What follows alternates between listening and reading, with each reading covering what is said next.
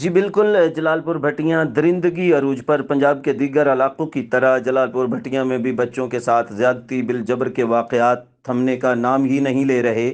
جلال پور بھٹیاں کے محلہ نور پورہ کے رکشہ ڈرائیور نے کمسن بچے بنیامین کو اپنی ہوس کا نشانہ بنا ڈالا۔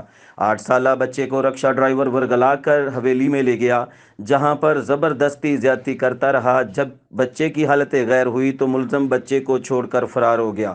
بچے کے والد کی مدعیت میں پولیس نے حسب روایت مقدمہ درج کر کے کارروائی شروع کر دی ہے، لیکن تاحال ملزم فرار ہے اور پولیس ملزم کو گرفتار کرنے میں ناکام ہے۔ بچے کے والد نے اعلیٰ حکام سے اپنی داد رسی کی اپیل کی ہے اور اس درندہ صفت شخص کو جلد از جلد گرفتار کر کے کیفر کردار تک پہنچانے کا مطالبہ کیا ہے۔ ڈاکٹر محمد عارف ہاشمی، آپ تک نیوز، جلال پور بھٹیاں۔